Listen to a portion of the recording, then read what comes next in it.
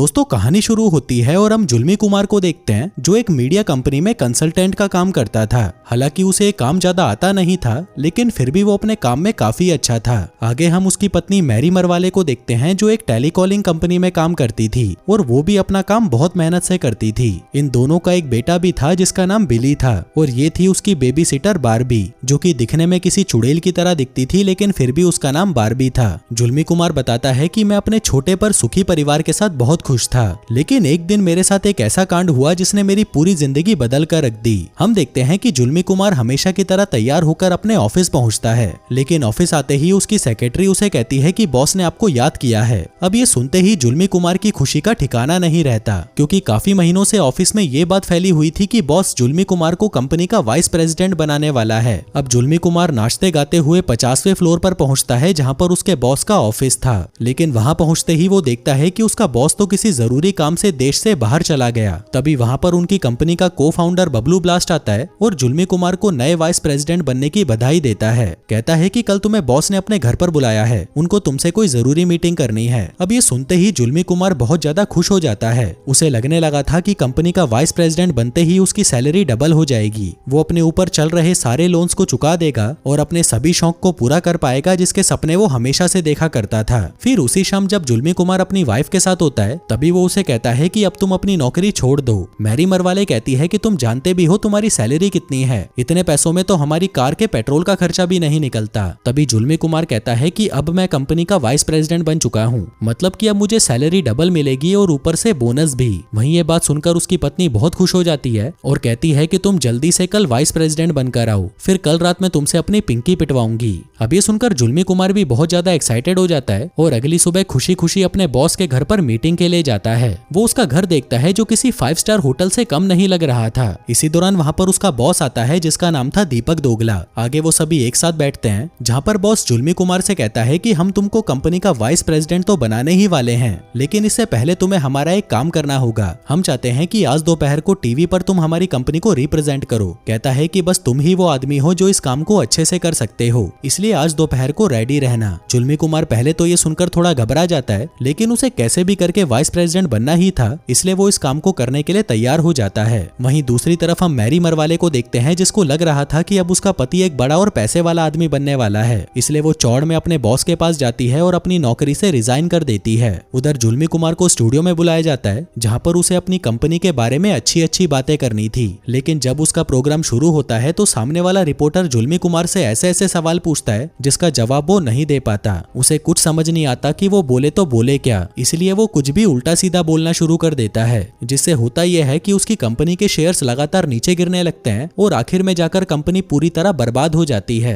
वहीं जुल्मी कुमार को लग रहा था कि वापस ऑफिस जाने पर सब उसकी बहुत तारीफ करेंगे, लेकिन वहां पहुंचते ही वो देखता है कि कंपनी वाले सारे जरूरी डॉक्यूमेंट्स को खत्म कर रहे हैं और जिसके हाथ में जो लग रहा है वो उसे समेटकर भाग रहा है। वहीं बबलू ब्लास्ट भी होता है जो कि नशे में पूरी तरह भंड था। जुल्मी कुमार उससे पूछता है कि यहाँ पर क्या चल रहा है। बबलू ब्लास्ट कहता है कि भीसड़ी के पूरी कंपनी की गीण मार दी तूने, और पूछ रहा है कि यहाँ पर क्या हो रहा है। कहता है कि कंपनी का दिवाला निकल चुका है और अब हमारे पास एम्प्लॉयज को देने के लिए एक फूटी कौड़ी भी नहीं है। अब ये सुनते ही जुल्मी कुमार की फटकर 464 हो जाती है। सोचता है कि अगर ये भीड़ की लिंड कंपनी नहीं होगी तो मेरा क्या होगा। वो भागते हुए अपने बॉस के पास जाता है जहां पर उसका बॉस बताता है कि कंपनी तो बर्बाद हो गई, लेकिन मेरे पास तो अभी भी बहुत पैसा है, इसलिए मैं तो ये देश छोड़कर जा रहा हूँ और आगे की जिंदगी ऐश से बिताऊंगा। जो कहकर वो वहां से निकल लेता है। वहीं अपना जुल्मी कुमार निराश होकर घर पहुंचता है जहां वो देखता है कि उसकी वाइफ घर के पीछे स्विमिंग पूल बनवा रही थी, क्योंकि उसे तो लग रहा था कि जुल्मी कुमार अब वाइस प्रेसिडेंट बन चुका है और अब उनके पास पैसों की कोई कमी नहीं होगी।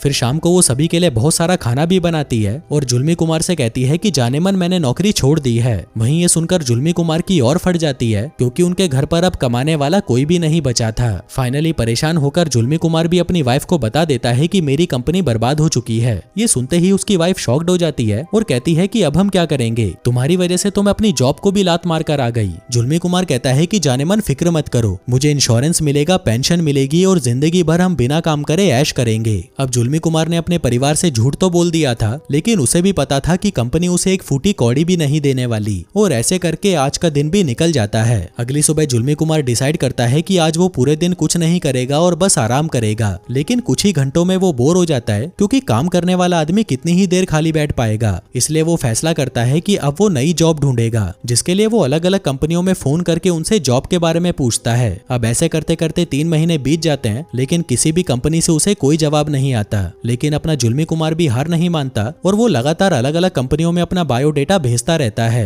अब 6 महीने बीत जाते हैं और फाइनली एक कंपनी उसे इंटरव्यू देने के लिए अपने ऑफिस में बुलाती है। वहीं जुल्मी कुमार भी अच्छे से तैयार होकर उस कंपनी में पहुंचता है, लेकिन वहां जाते ही वो देखता है कि और भी लोग उस कंपनी में इंटरव्यू देने के लिए आए होते हैं। जुल्मी कुमार उन लोगों को चकमा देकर जल्दी से ऊपर की तरफ भागता है, लेकिन वहां वो देखता है कि पहले से ही बहुत सारे लोग लाइन लगाकर इंटरव्यू देने का वेट कर रहे थे। अब ये देखकर जुल्मी कुमार वहां से जाने लगता है, लेकिन तभी वहां पर कंपनी का बॉस आता है और कहता है कि आप तो वही टीवी वाले जुल्मी कुमार हो ना, आप यहाँ पर क्या कर रहे हो, चलो मेरे साथ अंदर चलो। ये देखकर जुल्मी कुमार खुश हो जाता है और सोचता है कि मेरी नौकरी तो पक्की है। लेकिन तभी वहां पर कुछ और लोग आते हैं और वो सभी मिलकर जुल्मी कुमार का मजाक उड़ाने लगते हैं। वो कहता है कि ये सब तो ठीक है, लेकिन मेरी नौकरी का क्या। जिस पर बॉस कहता है कि भीसड़ी के तेरे को नौकरी कौन दे रहा है, हमने तो बस तेरे को यहाँ पर मजे लेने के लिए बुलाया था। जिसके बाद वो उसकी गिण पर लात मारकर उसे भगा देते हैं। आगे जब वो घर पहुंचता है तो उसकी वाइफ उसे बताती है कि हमारा बुरा वक्त शुरू होने वाला है, हमारे पास थोड़े ही पैसे बचे हैं जिससे हम ज्यादा से ज्यादा 2 महीना गुजारा कर पाएंगे, और अगर तुम्हें फिर भी कोई नौकरी नहीं मिली तो हमें रास्ते पर भीख मांगनी पड़ेगी। जुल्मी कुमार कहता है कि हमारे पास एक कीमती चीज अभी भी है और वो है ये घर। जिस पर उसकी वाइफ कहती है कि भीसड़ी के हमारे ऊपर इतना कर्जा है कि अगर हम ये घर बेच भी देते हैं तो भी ऊपर से हमें ही बैंक वालों को पैसे देने होंगे। जुल्मी कुमार कहता है कि तुम चिंता मत करो, सब ठीक हो जाएगा। लेकिन इसी दौरान हम देखते हैं कि घर की बिजली चली जाती है, क्योंकि इन्होंने पिछले 3 महीनों से बिजली का बिल भी नहीं भरा था।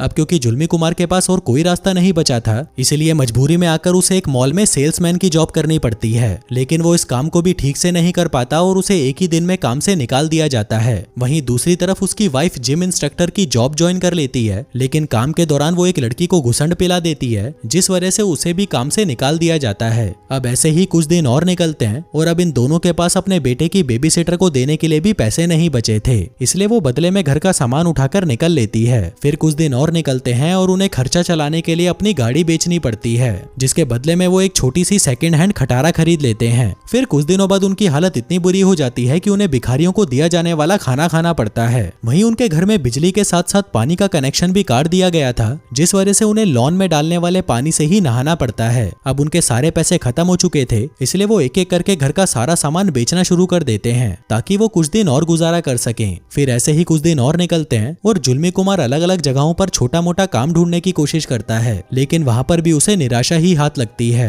उधर दूसरी तरफ उसकी पत्नी भी काम ढूंढने की कोशिश कर रही थी, जिस दौरान उसे एक कॉस्मेटिक कंपनी में ट्रायल के लिए बुलाया जाता है, जहां पर उसे $10 के बदले अपने चेहरे के ऊपर एक प्रोडक्ट का एक्सपेरिमेंट कराना था। अब मैरी मरवाले को लग रहा था कि शायद वो इससे और खूबसूरत हो जाएगी, लेकिन होता इसका उल्टा है और उसका चेहरा पहले से भी ज्यादा भयानक हो जाता है। वहीं अपने जुल्मी कुमार को कोई काम नहीं मिलता तो वह आवारा और नशेड़ी लोगों के साथ सड़क पर जुआ खेलने लग जाता है, लेकिन इसी दौरान वहां पर पुलिस आ जाती है और उसे कोई ड्रग डीलर समझकर जेल में डाल देती है। थोड़ी देर बाद जुल्मी कुमार अपनी वाइफ को कॉल करता है और उसे जेल में आकर उसे छुड़ाने के लिए कहता है, लेकिन उसे जेल से छुड़ाने के लिए भी उन्हें पैसों की जरूरत थी, जो उनके पास तो थे नहीं। इसलिए मैरी मरवाले एक प्लान बनाती है। वो रात को जेल के बाहर अपनी कार लेकर आती है और जुल्मी कुमार को सिग्नल देती है। तभी जुल्मी कुमार और उसके कुछ साथी जेल तोड़कर बाहर आ जाते हैं और मैरी मरवाले की कार में बैठकर वहां से फरार हो जाते हैं। आगे घर आकर जब वो अपनी वाइफ की हालत देखता है तो उसे खुद पर शर्म आने लगती है। वो सोचता है कि सिर्फ उसी की वजह से आज उसका परिवार सड़क पर आ चुका है, और तभी वो डिसाइड करता है कि चाहे कुछ भी हो जाए, लेकिन वो सब कुछ वापस पहले जैसा करके रहेगा।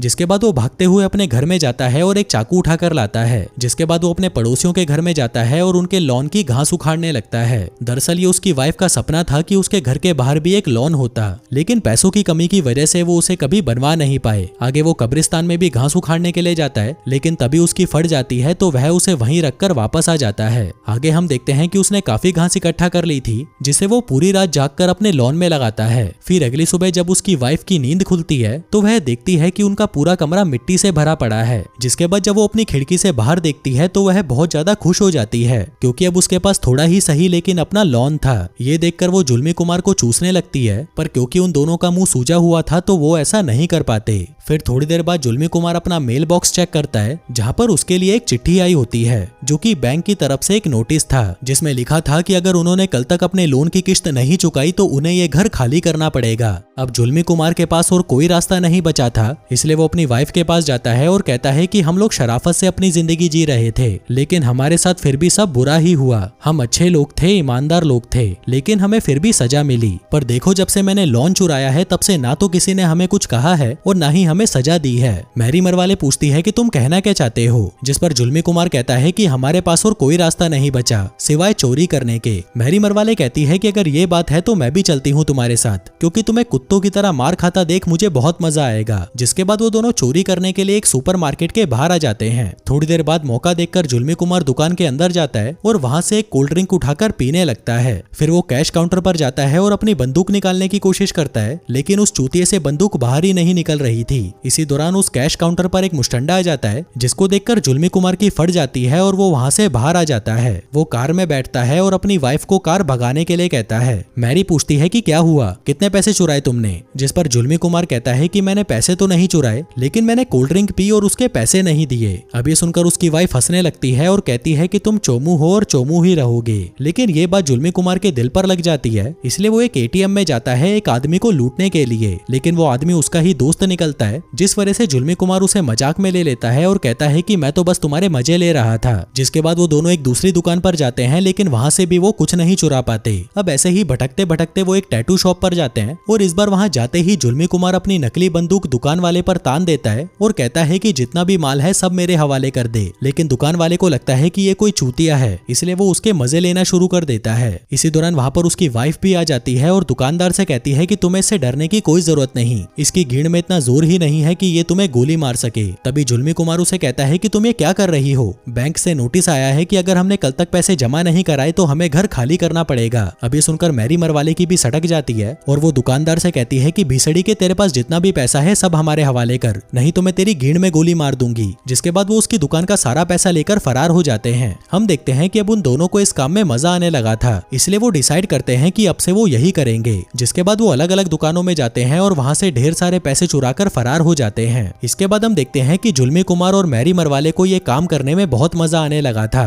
और ऐसे ही चोरी कर करके वो अपना सारा सामान वापस ले आते हैं जो इन्होंने मजबूरी में बेचा था। फिर कुछ दिनों बाद जुल्मी कुमार अपने घर पर एक शानदार पार्टी रखता है, जहाँ पर जब उसके दोस्त उससे पूछते हैं कि भाई तेरे पास इतना पैसा कहाँ से आ रहा है, यहाँ पर तो कंपनी डूबने के बाद लोगों की गींड फटी पड़ी है, लेकिन तुम इतना पैसा कैसे छाप रहे हो। इस पर जुल्मी कुमार कहता है कि मैंने अपना सारा पैसा शेयर मार्केट में लगा दिया, जिससे मेरी तो लॉटरी ही लग गई। फिर अगले दिन ये दोनों फिर से चोरी करने के लिए निकलते हैं, जहाँ पर आज ये एक बैंक को लूटने का प्लान कर रहे थे। वहीं जुल्मी कुमार बड़ी ही चालाकी से सिक्योरिटी गार्ड से लॉकर रूम की एक्सेस की लेकर लॉकर रूम तक पहुंच जाता है, लेकिन इससे पहले कि वो उन पैसों को चुरा पाता तभी वहां पर कुछ और लुटेरे भी पहुंच जाते हैं, जिनको देखकर बैंक मैनेजर वहां पर पुलिस बुला लेता है। उधर मैरी मरवाले तो बाहर आ जाती है, लेकिन जुल्मी कुमार बाकियों के साथ वहीं पर फंस जाता है और अब उसके पास और कोई चारा नहीं था, इसलिए वो भी बाकी लोगों के साथ ही जमीन पर लेट जाता है ताकि पुलिस वाले उसे चोर ना समझें। कुछ ही देर में पुलिस वाले बैंक में आ जाते हैं और उन लुटेरों को पकड़ लेते हैं, लेकिन जब उनके मास्क उतारे जाते हैं तो जुल्मी कुमार देखता है कि ये तो उसी के ऑफिस में काम करने वाला उसका दोस्त और उसकी पत्नी है, जिसका मतलब था कि कंपनी के बर्बाद होने के बाद वहां पर काम करने वाले लोगों को भी कहीं और नौकरी नहीं मिली, जिसकी वजह से उन लोगों को मजबूरन ऐसे गलत काम करने पड़ रहे थे। कुछ लोग लड़कियां सप्लाई कर रहे थे तो कुछ अपने घर पर ही गांजा उगाकर बेच रहे थे। वहीं कंपनी के बॉस को भी दिखाया जाता है जो एकदम मजे में था और अपनी जिंदगी ऐशो आराम से बिता रहा था। जुल्मी कुमार ये देखकर कहता है कि यहाँ पर हम लोगों की लाइफ के घोड़े लगे पड़े हैं और ये भीड़ का घोड़ा इतने मजे से शिकार कर रहा है। लेकिन उसी वक्त टीवी पर एक न्यूज आती है कि कंपनी में जो घोटाला हुआ था उसका मास्टरमाइंड है ये जुल्मी कुमार और इसी की वजह से ये कंपनी बर्बाद हुई है। अब ये देखते ही जुल्मी कुमार की फटकर 464 हो जाती है और वो कहता है कि इन्होंने तो मुझे ही फंसा दिया, जिसका मतलब कि मुझे भी जेल जाना पड़ सकता है। यहाँ पर उसकी वाइफ उसे समझाने की कोशिश करती है, लेकिन जुल्मी कुमार गुस्से में वहाँ से भाग जाता है। आगे हम उसे एक बार में देखते हैं जहाँ पर वो पीकर पूरी तरह भंड हो चुका था। उसका दिमाग ठिकाने पर नहीं था, इसलिए वो वहाँ पर चूतियों वाली हरकतें करना शुरू कर देता है। तभी उसे ढूंढते हुए वहाँ पर उसकी पत्नी भी आ जाती है और उसे अपने साथ घर चलने को कहती है। लेकिन तभी जुल्मी कुमार वहाँ पर बबलू ब्लास्ट को देखता है जो उसे देखते ही वहाँ से भागने लगता है। जुल्मी कुमार भी उसके पीछे भागता है और उसे पकड़कर कुत्तों की तरह पीटना शुरू कर देता है। तभी बबलू ब्लास्ट उसे सब कुछ सच बताता है और कहता है कि ये सब बॉस ने किया था, उसने कंपनी के सारे शेयर्स बेच दिए और पैसा लेकर भाग गया और ये शुरू से ही उसी का प्लान था। लेकिन जुल्मी कुमार को इससे कोई मतलब नहीं था और वो फिर भी बबलू ब्लास्ट को पकड़कर मारने लगता है। पर तभी बबलू उसे कहता है कि मेरे पास एक प्लान है जिससे दीपक दोगले का सारा पैसा हम हथिया सकते हैं। जिसके अगले दिन वो उन्हें एक बैंक के बाहर लेकर आता है और बताता है कि कल दीपक दोगला यहाँ पर अपने सारे बॉन्ड्स को पैसों में कन्वर्ट करने के लिए लेकर आएगा और फिर उन बॉन्ड्स को गिनकर चेक करने के बाद उसे एक अकाउंट डिपॉजिट का फॉर्म मिलेगा जिसमें उसके वो सारे पैसे ट्रांसफर होने हैं। जिसके बाद अकाउंटेंट उसके फॉर्म पर स्टैंप लगाकर साइन कर देगा जिससे वो पैसे उसके अकाउंट में चले जाएंगे। अब हमें सिर्फ इतना करना है कि उसके फॉर्म को हमारे वाले फॉर्म से बदल देना है जिसमें मेरा अकाउंट नंबर लिखा होगा, जिससे होगा ये कि पैसे उसके अकाउंट की जगह मेरे अकाउंट में ट्रांसफर हो जाएंगे। अब ये प्लान सुनकर वो दोनों बहुत खुश हो जाते हैं और फिर 2 दिन बाद वो सारी तैयारी करके उस बैंक के बाहर पहुंच जाते हैं। लेकिन जैसे ही वो कार से बाहर निकलते हैं जुल्मी कुमार के हाथ से वो फॉर्म उड़ जाता है और एक घास काटने की मशीन के नीचे आकर बर्बाद हो जाता है। अब उनके पास एक आखिरी रास्ता ही बचा था कि उसे काउंटर नंबर 1 पर जाकर उस फॉर्म की एक और कॉपी निकालनी होगी और उन्हें ये सारा काम चोरी छुपे करना होगा। वहीं बैंक में दीपक दोगला भी होता है जिसे देखकर मैरी मरवाले उसके पास आती है और उसका ध्यान भटकाने लगती है। वहीं दीपक दोगला काउंटर नंबर 1 के रिसेप्शन पर कॉल करता है और कहता है कि आपकी गाड़ी पुलिस उठाकर ले जा रही है तो जल्दी से आकर उसे छुड़ा लीजिए। जो सुनकर काउंटर पर बैठी औरत अपना काम छोड़कर बाहर भाग जाती है। तभी उसके जाते ही जुल्मी कुमार वहां पर आता है और बबलू ब्लास्ट से उसका अकाउंट नंबर पूछकर उसके अकाउंट नंबर का एक डिपॉजिट फॉर्म निकाल लेता है। अब बाकी का सारा काम प्लान के अकॉर्डिंग होना था। यहाँ पर मैरी मरवाले दीपक दोगले की सेक्रेटरी से उसका फॉर्म ले लेती है और उसे बदलने के लिए जुल्मी कुमार के पास जाने लगती है। लेकिन तभी दीपक दोगला जुल्मी कुमार को वहां पर देख लेता है और उसे पूछता है कि तुम यहाँ पर क्या कर रहे हो। जिसके बाद वो उसे अपनी बातों में फंसाकर अपनी पत्नी से उस फॉर्म को एक्सचेंज करवा लेता है। आगे वो दोनों बहुत खुश थे और उन्हें लग रहा था कि दीपक दोगले के सारे पैसे उनके अकाउंट में आने वाले हैं। लेकिन दीपक दोगला भी एक नंबर का शाना था और वो फॉर्म को साइन करने से पहले उस पर अपना अकाउंट नंबर चेक करता है और जब उसे लगता है कि ये अकाउंट नंबर उसका नहीं है तो वो उस फॉर्म पर साइन नहीं करता। उधर वो दोनों भी दीपक दोगले को देख लेते हैं और समझ जाते हैं कि उसे हमारे प्लान के बारे में पता चल चुका है। फिर वो दोनों वहां से जाने ही लगते हैं कि तभी वहां पर दीपक दोगला आता है। कहता है कि तुम लोगों ने क्या मुझे बिजली गिंड समझ रखा है? मैं दुनिया को चूतिया बनाता हूँ और तुम लोग मुझे ही चूतिया बना रहे हो। कहता है कि मैं अभी पुलिस को नहीं बुलाऊंगा, इसलिए तुम लोगों के लिए अच्छा यही रहेगा कि अपना पिछवाड़ा उठाओ और चुपचाप यहाँ से निकल जाओ। मैरी मरवाले कहती है कि सही आइडिया है, हमें चलना चाहिए यहाँ से। जिस पर जुल्मी कुमार कहता है कि नहीं, हमने इस काम में इतनी मेहनत करी है और अब मैं खाली हाथ तो वापस नहीं जा सकता। तुम्हारी वजह से हमें भिखारियों वाली जिंदगी जीनी पड़ी, लेकिन अब मैं ये पैसे लिए बिना तो यहाँ से नहीं जाऊंगा। अब ये सुनकर दीपक दोगला उस पर हंसने लगता है और उसे कहता है कि ठीक है, मैं अभी तुम्हें एक चेक लिख कर देता हूँ। जिसके बाद वो उसे एक $100 का चेक लिख कर देता है और कहता है कि देख, यही है तेरी औकात। जो उसे देकर वो वहां से चला जाता है। तभी जुल्मी कुमार अपनी वाइफ से पूछता है कि क्या तुम्हारे पास अभी भी बबलू ब्लास्ट का वो फॉर्म पड़ा है? उसकी वाइफ कहती है हाँ, पर क्यों? जुल्मी कुमार कहता है क्योंकि अब हमारे पास उसके साइन है और अब तुम्हें इस साइन को कॉपी करके उस फॉर्म पर लिखना है। वहीं ये सुनकर उसकी वाइफ बहुत खुश हो जाती है और वो लोग उस फॉर्म पर स्टैंप लगाकर उसे साइन कर देते हैं। फिर अगली सुबह जब दीपक दोगला अपना पैसा लेने के लिए घर से बाहर आता है तभी वो देखता है कि बहुत सारे मीडिया वाले उसके पास आ रहे होते हैं। तभी जुल्मी कुमार उसके पास आता है और कहता है कि तुम इतने बड़े दिल वाले हो सकते हो, मैंने कभी सोचा भी नहीं था। दीपक दोगला कहता है कि मैं कुछ समझा नहीं। इसी दौरान टीवी पर एक न्यूज आती है जहां पर बताया जाता है कि दीपक दोगले ने अपनी सारी संपत्ति बर्बाद हुए वर्कर्स के नाम कर दी। वहीं ये सुनकर सभी लोग बहुत खुश होते हैं। लेकिन दीपक दोगले की फटी पड़ी थी और उसे कुछ समझ नहीं आ रहा था कि अभी उसके साथ ये क्या हुआ। उधर दूसरी तरफ हम देखते हैं कि जिन जिन लोगों का पैसा डूबा था वो लोग अपना पैसा वापस पाकर बहुत खुश होते हैं। इसी के साथ जुल्मी कुमार के भी डूबे हुए पैसे उसे वापस मिल जाते हैं। जिसके बाद वो और उसकी वाइफ चोरी करना छोड़कर वापस से अपनी नॉर्मल जिंदगी जीना शुरू कर देते हैं। और दोस्तों, इसी के साथ ही ये कहानी यहीं खत्म हो जाती है। धन्यवाद।